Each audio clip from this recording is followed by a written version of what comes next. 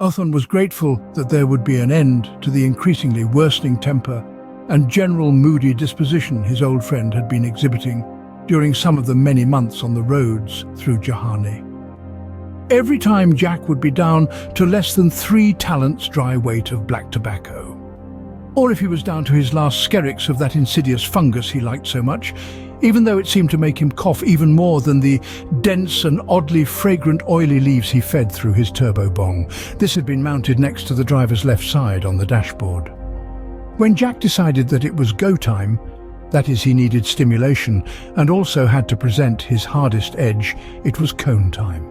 Before entering what Othon's contacts in Jifam Gif, the small seaside town where the 8x8 Devil and her 2 occupants and contraband cargo boarded the war barge as, quote, a damned den of the dreaded denizen demons of iniquity, legerdemain and skullduggery.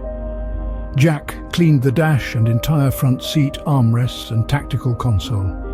His shotgun pistols were oiled and ready. The left-holstered weapon that he drew with his right hand instinctively was loaded with the new compressed alkaline solvent explosive solid cases prototype shells that he had won in one of the only truly fair games of 6-card stud that he could easily recall.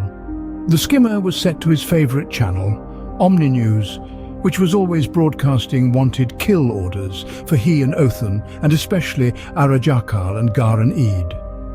Jaqk and Othon had both been able to keep up with the efforts and surging rewards offered for them, and so had proceeded to skirt parts of the country where they knew there would be formidable enemies. The skimmer had been upgraded to be able to project small holograms onto the center console. Jaqk turned this feature on. He then reached into his inside pocket and retrieved a pewter tobacco tin.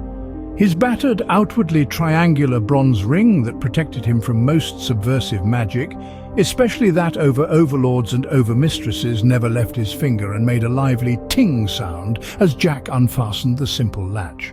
Inside was his best tobacco and just enough powdered premium deep forest black heart to have a decent black snowy.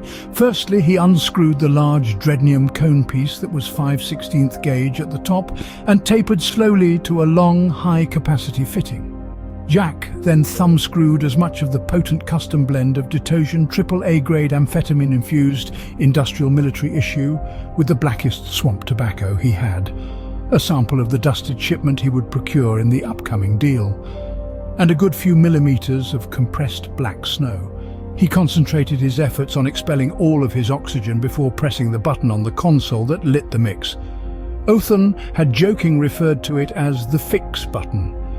Jaqk had not taken this well when it was first said, as he was having withdrawals because he was rationing his stash, but lately they had joked about relabeling the AC 5 inches button. The turbo bong whizzed as the piezoelectric spark ignited a contained jet that blasted downward onto the boiling and burning tobacco and fungal narcotic. The turbine then sucked the grey-green smoke through an element of water that was situated to the side and rear of the front seat, like a water jug. Bubbles rose rapidly as the turbine at the top blasted said smoke through the flexible hose into Jaqk's aching lungs.